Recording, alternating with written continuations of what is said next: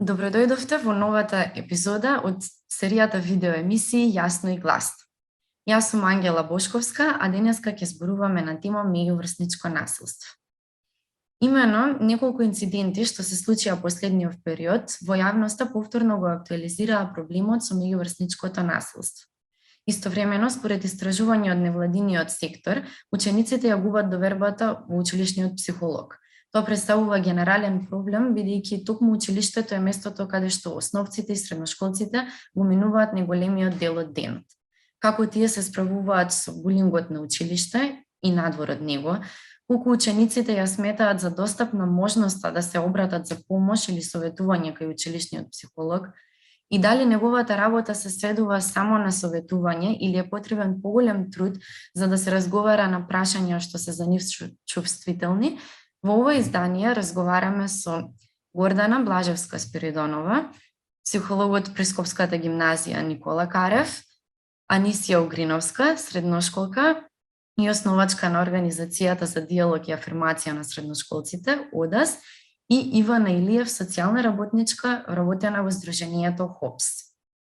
Бидејќи во фокусот ни се учениците, првенствено средношколците, но и основците, првото прашање би сакала да го поставам на Анисија. Би те прашала како вие разговарате за меѓуврсничкото насилство, за булингот, како реагирате и како ги доживувате информациите кои што се поврзани со булингот, а кои што доаѓаат до вас, и дали меѓу средношколците постои свест за меѓуврсничкото насилство? Најпрвен здраво на сите што не гледаат. Фала ви за поканата. Можам да кажам дека и сум прилично среќна дека во мојата средина и таму каде што јас одам на училиште, јас сум од Орце Николов, за меѓуврсничкото насилство, за менталното здравје и така натаму се разговара. И таму ќе застанам, бидејќи се разговара и таму, и тоа е огромен напредок од минативе години. А начинот на кој што се разговара исто така мене многу ме радува, поради тоа што учениците се, како што јас ги забележувам, се прилично отворени да разговараат за менталното здравје, бидејќи темата како се актуализира, се нормализира во овие неколку години, така што сум среќна што учениците се чувствуваат безбедно и слободно да разговараат за истото, но не го негирам фактот дека постојат средини каде што учениците едноставно не се чувствуваат безбедни да разговараат за своите проблеми, за проблемите со менталното здравје. Сметам дека како такви на тие средини треба да им се посветиме, почнувајќи од ученици едни меѓу други, па продолжувајќи до психолошките служби, педагошките служби во училиштата и другите институции. Така, благодарам, Анисија. Последното истражување на Младите можат баш ни покажа дека довербата на учениците кај училишниот психолог е сведена на само 7%. Може би психологу Блажевска Спиридонова би можеле вие да ни кажете зошто оваа бројка според вас и на што се должи тоа?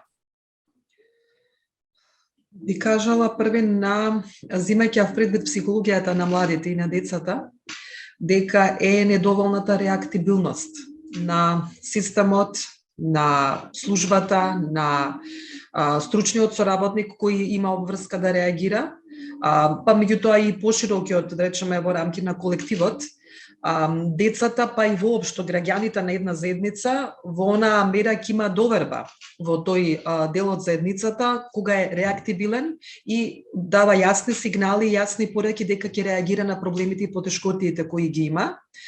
Така да очекувам дека исто така се уште постои онаа стигма во однос на таа врзана, во однос на улогата на стручните соработници, педагозите и психолозите во училиштата. Да, кај мене кога доаѓаат деца од основни училишта, се уште доаѓаат со она очекување дека ако одиш кај психолог е дека си ненормален или дека нешто ти фали или дека ич не те бива за учење и дека правиш проблеми.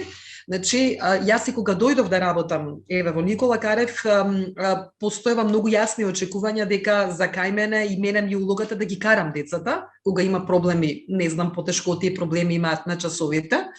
Нешто што многу упорно работев да препознаат дека е вратата отворена за децата во секое време, дека не мора ниту да чукнат, дека овде ако е детето вознемирено може и да опцуе, дека нема да се цензурираат многу различни нивни видови на однесување, туку ќе бидеме фокусирани на потребите во моментот на детето. Така да, кога опфаќа било каква ситуација, че тоа се за сето она што Анисија веќе го спомена во однос на менталното здравје и психолошките и други видови на потреби на децата. Така да, јас можам да кажам дека бара огромна работа и посветеност, па и соочување на стручните соработници, особено на психолозите, со колективот во однос на очекувањата на останатите возрастни за тоа што сметаат каква ни е нашата улога и постои разлика во однос на тоа какви се очекувањата на децата, очекувањата на наставниците, очекувањата на класните раководители и во сето тоа верувам дека од средина, од една до друга училишна средина се создават многу различни комбинации, помалку или повеќе успешни, така да верувам дека и тој било кој училишен психолог, дали е во основно или средно училиште, мора да се избори за да биде препознаен во средината како безбедно место каде што може детето да се обрати. Тоа е првата ставка која што ние ја праќаме како порака и се обидуваме да ја пратиме до децата. Во однос кога се работи за насилството, мора да има реактивност. Мора да има реактивност што ние се трудиме во нашето училиште секој пат кога ќе се пожали дете или ќе се пожали родител или ќе посочи предметен наставник или класен раководител дека имаме ситуација со нарушена безбедност на детето, јас можам да кажам дека во секоја ситуација максимално напорно сум се трудела да реагирам и тоа реагираме со многу различни стратегии на реакција. Некои се подискретни, некои се поочигледни, некои се решаваат во разговор и медијација во рамки на стручната служба да се помогне да се надмине конфликтот меѓу децата или да се помогне на дете кое се нашло во улога на жртва која трпи одредено насилство, или да се решава во соработка со родители, да се вклучат предметни наставници или класни раководители, па некогаш и наставнички совет со изрекување на педагошки мерки. Како училиште се трудиме да пратиме многу јасна порака до учениците и возрастните дека имаме јасна политика на нулта толеранција кон насилството и велам дека не е сеедно на кој начин училиштето ја праќа, менаџментот и колективот ја праќа оваа порака до децата. Јас поминала низ многу различни фази и едноставно практиката ми покажа дека нешто што беше успешно што јас влегувам во прва година, да речеме, во сите паралелки во прва година, со работилници за ненасилство, за форми на насилство, улогите во кругот на насилство, како влие на менталното здравје, психичкото здравје, физичкото здравје во социјалната сфера на личноста и на крај како ќе постапи училиштето. Сватев дека ова многу ми помага бидејќи децата ми се на нивниот почетен влез во училиштето и веќе го говориме истиот јазик, каде што ќе им кажам како во училиште ја сваќаме безбедност и сигурноста на децата, како ќе реагираме, да знаат дека доколку го нарушуваат нечива безбедност, со што може да се соочат, а и оние деца кои трпат каде може да побарат помош. Јас ќе кажам дека со овој последниот дел ми е најтежок дел за справување, бидејќи навистина еве со сите овие различни напори кои се прават, се уште се воздржани децата. Јас оваа канцеларија навистина е полна со деца и многу често влегуваат, меѓутоа наспрем тоа колку деца имаме, ќе кажам дека влегуваат недоволно. Може да влезе секое дете, еве не влегуваат и сите имаат во некој момент потреба. И навистина кога ќе пуштиме вака анкети како ти што кажуваш, и на анкетите и понатамо навистина не е голем процентот на деца кои ќе се решат да дојдат. И ова пак кажувам како училиште кое вложува многу напори да е реактивно, да реагира кога ќе се случи тоа да се реши. Така да верувам дека во основните училишта им е потешко и дека е друго е да работиме со тинејџери, со нив многу повеќе можеш да развиеш дискусија, разговор, стратегии, потешко е во основните училишта, верувам дека таму и нешто поголема формата на специфичен вид на таму поврсничко насилство и верувам дека им е тешко да се справуваат, меѓутоа ја мислам дека лекот е во редовна и конзистентна реактивност на било која пријава или забележување во даден момент. Така, ви благодарам. Да, се разбира, кога станува збор за училиште, важни се и сите органи да има соработка и баш поради тоа би сакала Ивана да ја прашам каде според вас, мислам, освен училиштето, кое друго место може да биде причинител или само простор каде што се иницира или трпи насилство. Мислам, каде што некое дете може да иницира или трпи насилство и колку училиштето представува тој простор? Здраво. Пред се ми е драго што вака се собравме гласно да зборуваме за оваа тема. Би ми било уште подраго доколку би зборувале за позитивните, нели, би било ова еден вид на дискусија за презентација на успешни резултати за превенција и надминување на врсничко насилство, меѓутоа не е така за жал. Во врска со вашето прашање, сакам да кажам дека многу често забораваме дека училиштето пред се е воспитна образовна институција, каде што во последно време сметам дека се става повеќе акцент на образовната, образовниот дел и некако тој воспитниот го занемаруваме, кој што е може проследен од повеќе аспекти зашто е тоа така. Покрај училиштето треба да се обрне исто така внимание и на околината во која што децата се движат. Овие нови генерации, мислам, и од многу мали децата се опколени со технологии, со телефони и така натака, со што не го занемарува фактот, односно и како има и многу големо сајбер насилство, кое што за жал нашата држава и не така многу успешно го некако се справува со истото, со што може и тоа сајбер насилство да биде извршено од страна исто така на соученици или на врсници или пак полоша на многу повозрасни луѓе кои што даваат недолични коментари на деца, например, или на загрозена категорија на луѓе, обично на жени и така натака. И исто така би се надоврзала со коментарот со господја Гордана. Мене стварно ми е жал и покрај сите напори што вие ги правите, велите дека нема некако значителен резултат.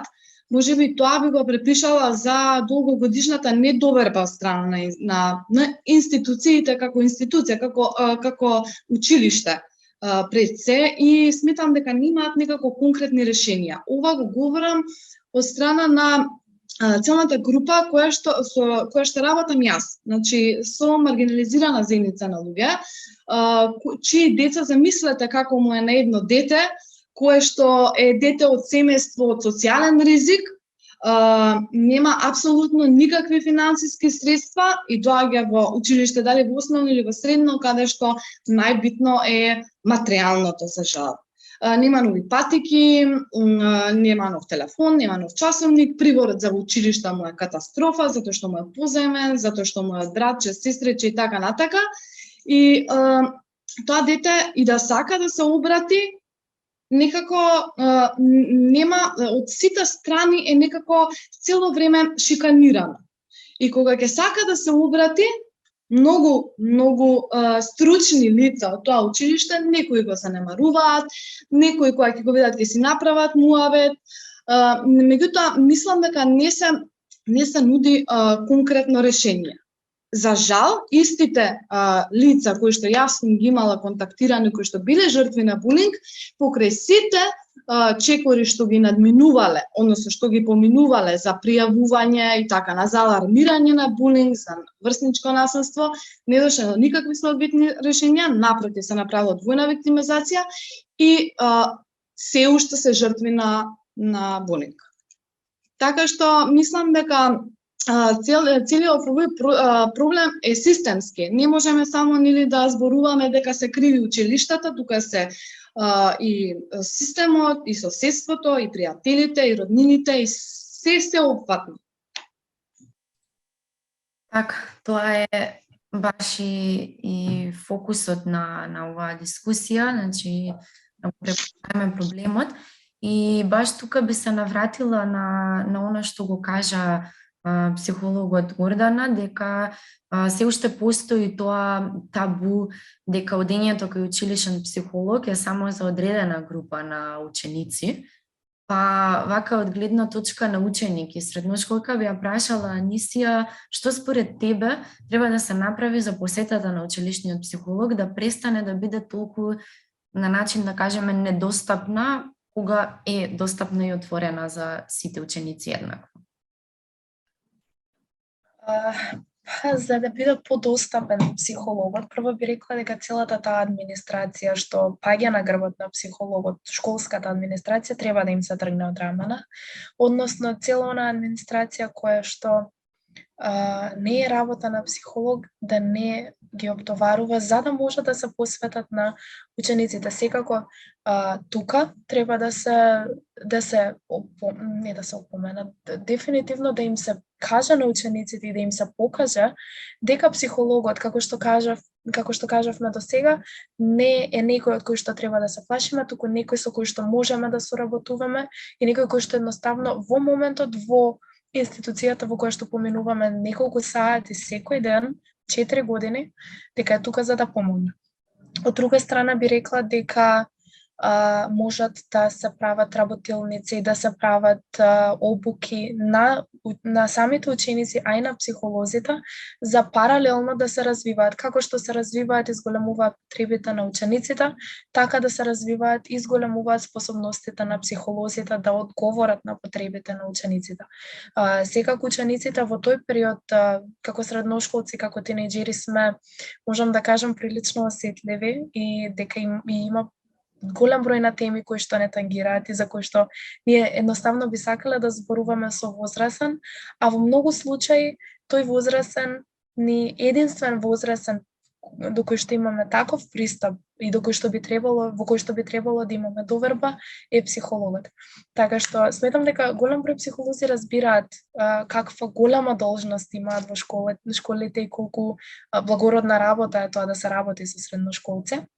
Така што, да, за да се приближи работата на психолозите до учениците и да се зголеми пристапот, сметам дека да, треба да се образуваат средношколците, односно да се подучат за што ќе добијат доколку одат на психолог, да се тргне стигмата околу одењето на психолог и да се ослободат психолозите од непотребна административна работа, како би можеле да им се посветат повеќе на учениците. Да, мислам дека се согласуваме тука, ќе се согласи и нашиот психолог присутен на дискусијата. И баш ти го кажем начина ова прашање кое што сакав да го упатам сега до госпоѓа Гордана, во однос на тоа кои се најчувствителни за учениците според вашето искуство и би додала тука, бидејќи Ивана веќе спомена дека сајбер просторот е исто така простор каде што учениците претрпуваат булинг.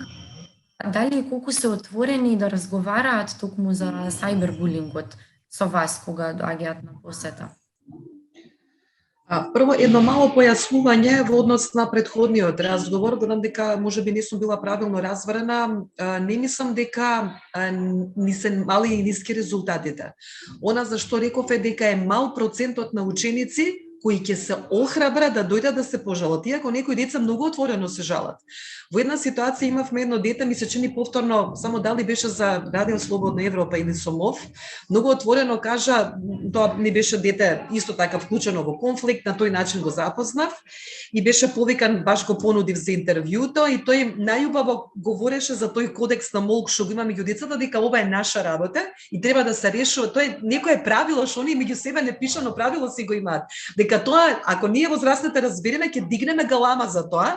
Мене и возрастните ми кажале, еј, тебе ако ти кажам ти ќе дигнеш галама, они така тоа го викаат дигање галама, уствари процедурата која што си ја правиш за да ја обезбедиш соодветната заштита. И детето најубаво тоа го направи, кога отворено рече, ако него не му е срам, вика мене да ме малтретира, зошто да ми е мене срам јас да пријавам и да се грижам за себе. Јас само велам дека би сакала многу деца да имаат ваква храброст, отворено да се пожалат и отворено да отидат и да бараат помош. Проблемот е кога го прават ова, а не се реагира во ваквите ситуации. Децата тогаш ја губат довербата. И навистина, додека од градинка, од улица, како што рече господја Иван Илиев, на улица каде што не се безбедни, додека да дојдат до средно училиште, тие навистина веќе развила една, зажал, здрава што се вика недоверба кон реактибилноста на системите.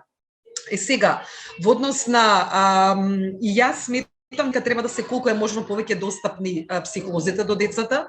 Навистина сме оптоварени со апсурдни форми на административна работа, меѓутоа и навистина последниве години за се поголеми очекувањата на институциите во однос на од стручните соработници оние услуги кои треба да ги обезбедат по различни нивоа и различни теми, и навистина до одредена мера се вложува во капацитетите на стручните соработници, особено психолозите, да реагираат и да одговараат на овие потреби.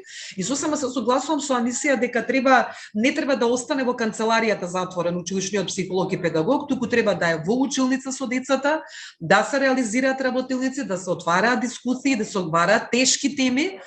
И еве сега веќе на тоа како разговараат децата на овие теми, од искуството со деца од сите 4 различни години, па дури од прва година, еве ќе ви кажам дека децата многу коректно и многу отворено говорат за овие теми. Интересно, па и еве за сајбер насилството, го говорат, да речеме, групно, кога тоа го препознаваат, кога го дискутираме, или тогаш кога ќе се решат да се пожалат и да реагираат. Ја би кажала дека колку поотворено ние признаваме дека имаме проблем, дека ние без оглед колку реагираме, насилството меѓу децата, односно насилниот квалитет на односот меѓу децата нема да се запре. Тоа е дел од нашата човечка природа. Ние во одреден момент така да комуницираме меѓу себе кога ни се загрозени потребите или ќе се вклучат други потреби. Она што е важно да ги дискутираме овие тешки теми со децата и да отвараме простор дека на ова ќе се реагира. Ја од моето искуство знам дека колку повеќе отворено зборуваме дека имаме проблеми, толку децата се послободни да се пожалат за истите. Меѓутоа дека мене под радарот, да речам, сите деца сум ги препознала, ќе поминат, јас верувам, многу деца. Затоа велам, тој дел некако јас го чувствувам дека ми е најголем проблем да обезбедам секое дете кое трпело некоја форма на насилство да дојде и да се пожали, и се надевам дека немаме такви деца.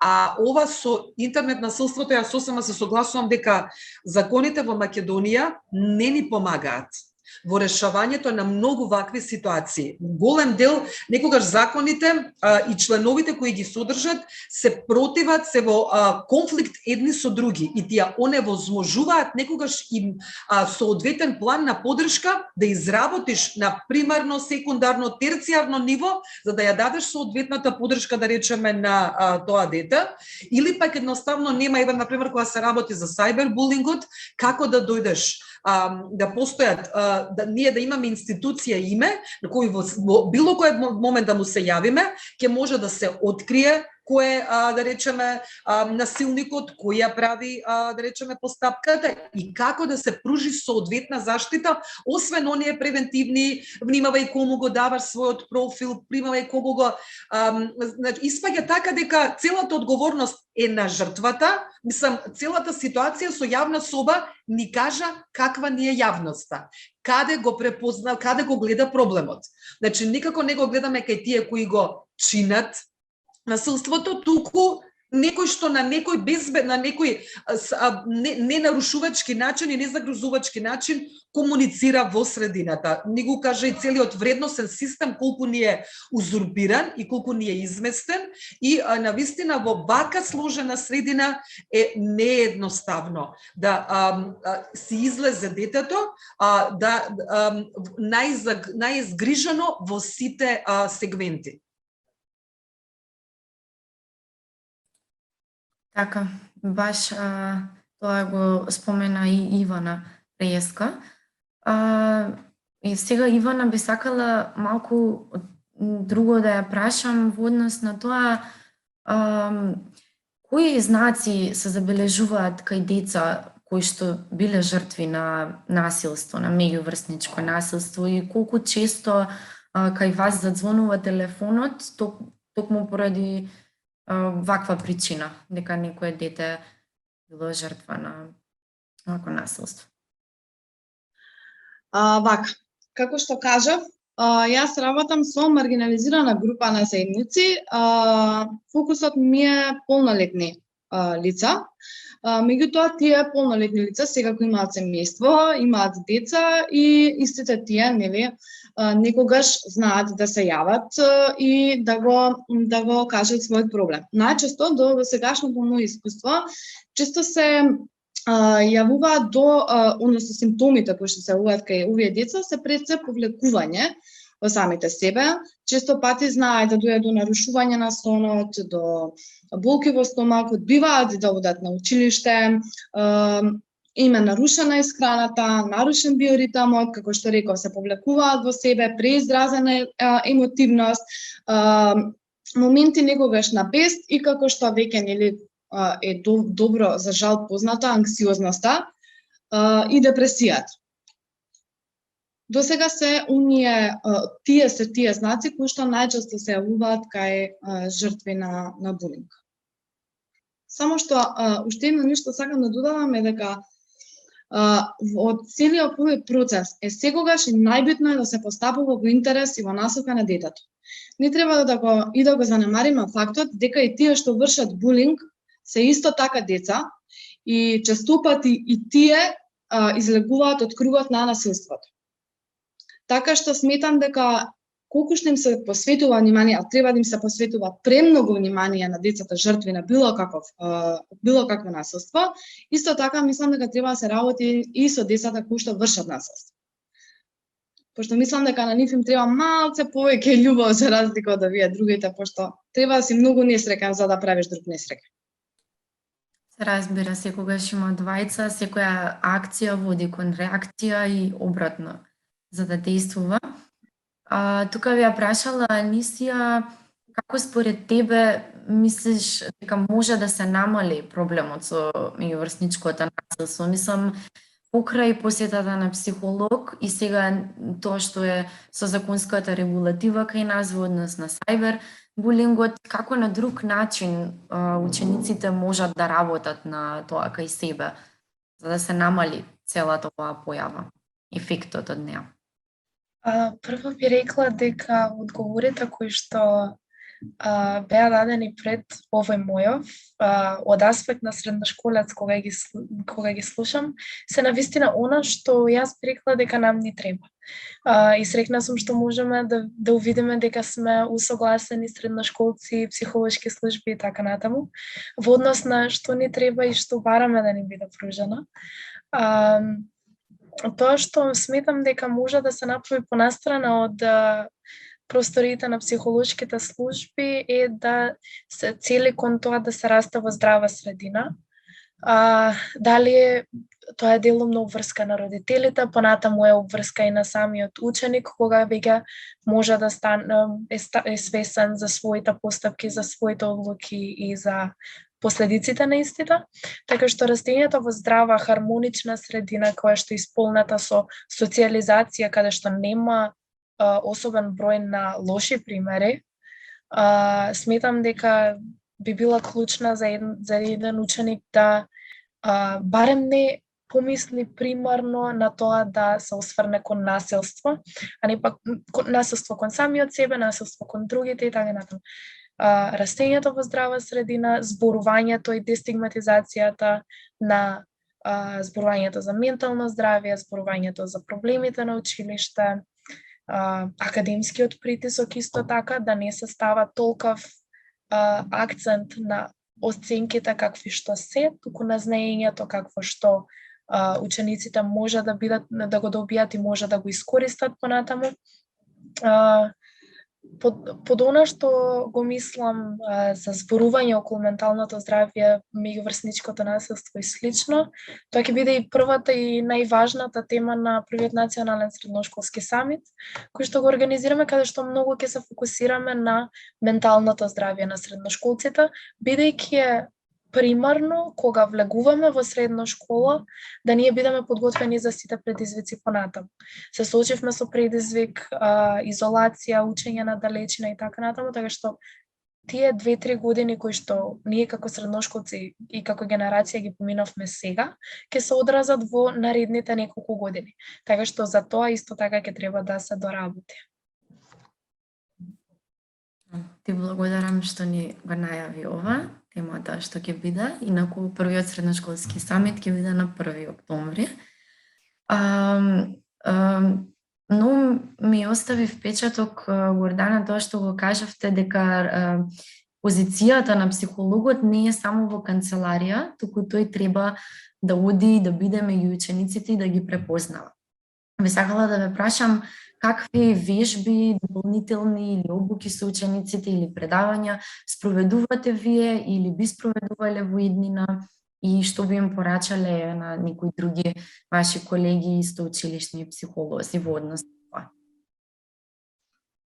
Она што со децата треба да се работи и нешто што ја и сум го планирала за иднина, сега што последниве години сум го забележала како растечка потреба во однос на предизвици кои се поставуваат пред младите луѓе, се да речеме токму овие работилници за личен раст и развој, работилници за јакнење на социјалните вештини, некако не подеднакво секое младо човече се снаоѓа во рамки на својата социјална група со оние социјални вештини кои ги имал можност да ги развие, а може и да немал баш најсоодветни услови, истото да го направи, да речеме, во основно или во било која помала социјална група да се движела, да речеме, пред да дојде средното, па и основното, така да навистина знаат да бидат збунети, знаат да бидат исплашени, сериозно да им е нарушена самодовербата, иако нема да сакаат да остават таков впечаток во средината.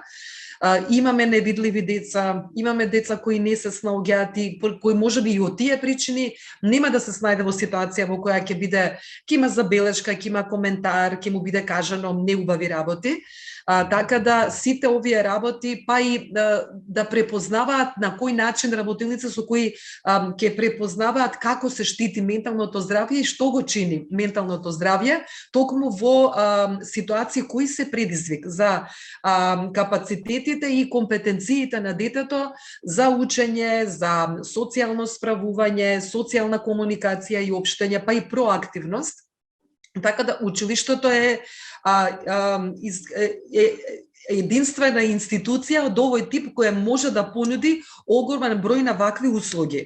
Ја споменавме едукативната од Ивана, едукативната, меѓутоа тука и образовната што некако се провлекува, иако недоволно системски организирано и осмислено, меѓутоа има голем број во наставни активности, голем број на проекти во кои не мора да е вклучен училишниот психолог или педагог и он што ќе кажам што ќе се лоцира како проблем и како таков се влегува во паралелката и за истиот се разговара во дадено оделение или паралелка и да се со што ќе се вежба оваа вештина на децата критички да размислуваат, да бараат прашања, да поставуваат прашања, да бараат одговори, да бараат одговорност од возрастните и од средината, да бараат ресурси каде може да се наоѓаат одговор на различните проблеми кои што ги имаат, едноставно да ја стават средината на возрастните, да реагираат и да бараат решенија, да не се плашат. Ќе кажам, али и ова, еве например, Младенскиот образовен форум, мислам фантастично работа, да речеме, создаваат вакви можности кај младите луѓе, да еве и ваква проактивност која Анисија претходно ја спомена со нивното средношколско здружение, да се проактивни, иницијативни, да отвараат нови патишта кои ќе ги инспирираат другите млади луѓе, а психологот еве да си ја најде тука улогата во целиот тој процес, па и со реализација можеби на повеќе месечни, да речеме, проекти, каде што ќе се јакнат овие капацитети и кај младите преку врсничка медијација или врсничка едукација исто да може да даваат поддршка на младите. Така, ви благодарам многу. Училиштето како најсеопфатна институција која што ги нуди овие можности и дефинитивно влијателна во животот на сите ученици, може да произведе услови за нив за да се подобри овој проблем. Покрај тоа споменавме здравата животна средина не е влијателна, регулирање на законите во однос на сајбер насилството, но што уште друго може државата да произведе, да обезбеди за училиштата, но и општо средината да биде побезбедна за менталното здравје кај младите. Ова би го патила до Ивана. Значи, пред да одговорам конкретно на прашањето, сакам само да кажам дека низ разговорите цело време како да им се препишува одговорноста само на психолозите во училиштата. Меѓутоа, да не заборавиме дека тоа е мултидисциплинарен систем каде што работи цела низа на стручни тимови и каде што детето треба да дојде на психолог, меѓутоа и тој психолог можеби некогаш треба да реагира доколку некој од наставниците му алармира дека некој одредено дете има проблем. Значи, исто колку што е одговорен психологот во одредено училиште, толку е одговорен класниот раководител или било кој друг наставник, за да може да го препознае и да го детектира проблемот. Во однос, разгледувајќи низ низа документи, значи, прочитав дека училиштето има уврска да формира тим за заштита од насилство. Сигурно гарантирам дека госпоѓа Горданова го знае и го работи и го спроведува. Значи, тим за заштита на деца од насилство кој што се грижи за безбедност и за заштитата на учениците од насилство. И како што напоменав, значи тимот го сочинуваат вработените во установата, од директорот до стручни работници, педагог, психолог, дефектолог, социјален работник кој што го нема во училиштата. Тоа ми е болна тема и морам да го кажам. И кој тој тим има уврска да изработи програма, односно протокол за заштита на децата од насилство, која програма е составен дел од годишна програма за работа на училиштата. Сега по-конкретно. Имаме ние закони во државата многу и некои од нив навистина се многу добро напишани. Доволно е за почеток да ги спроведуваме.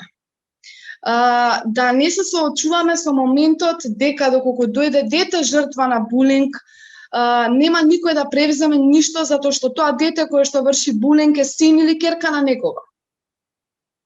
Значи, како за почеток, е доволно само да се спроведуваат законите и мислам дека тоа е добар показател за пробување и разрешување на овој проблем.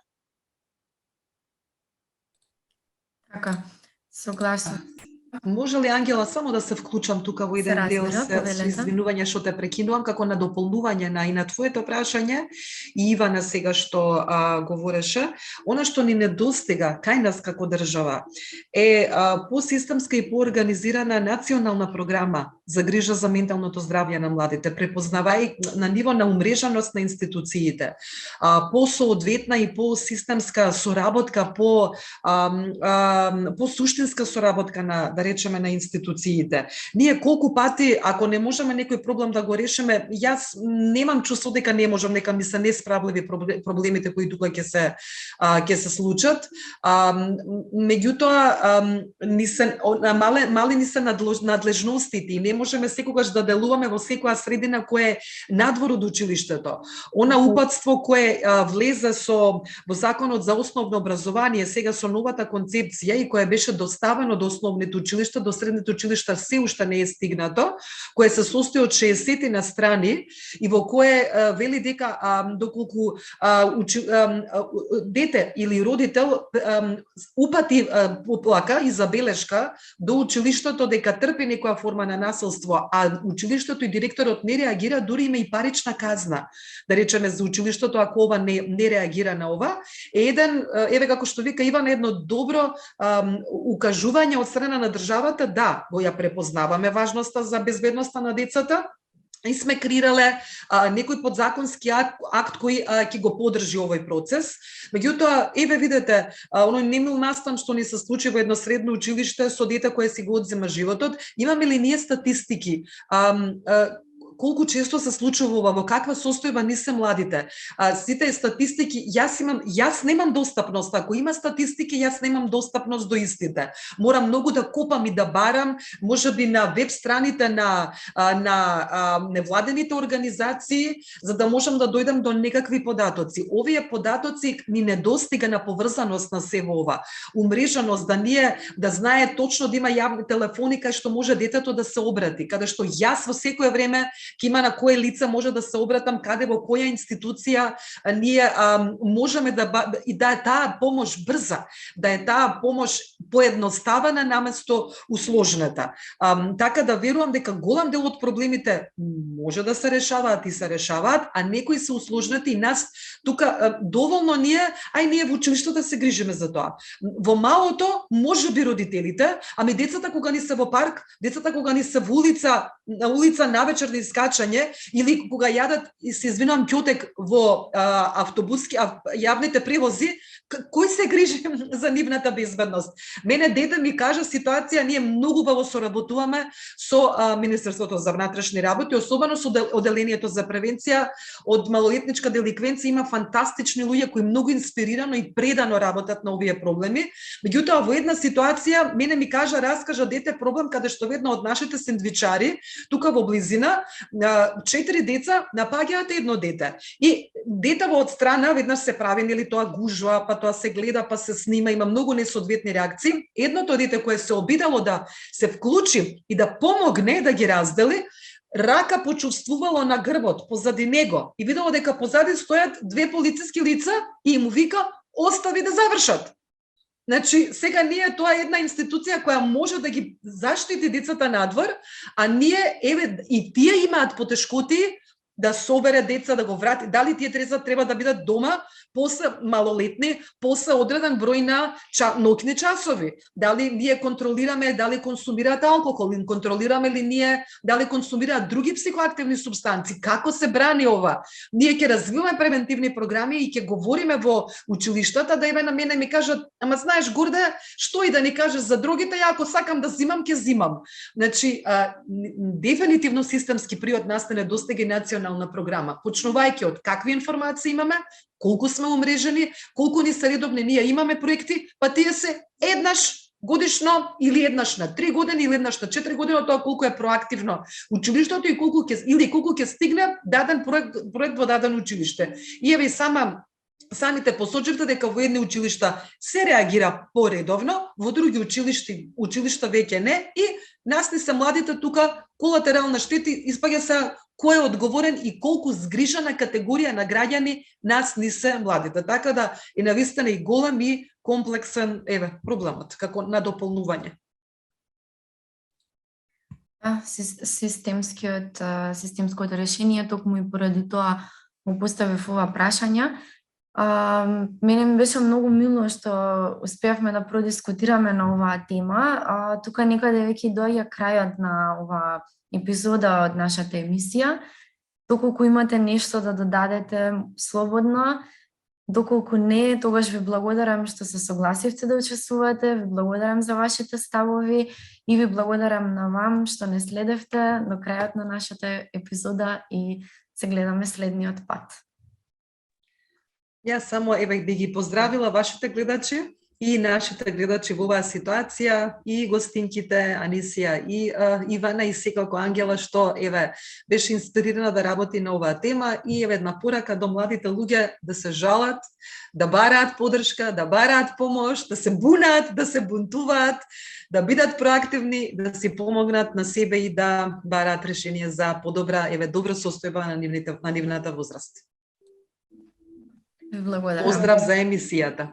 Јас исто така би сакала на моите соученици да им порачам дека кога и да има проблем, не се сами, дека секогаш има некој кој што ќе ги сослуша, дека секогаш ќе има некој кој што ќе биде таму за нив, дури тоа да е нивен соученик, дури тоа да е психологот, дури тоа да е родителот, така што не се сами и едноставно секој проблем ќе може да биде решен.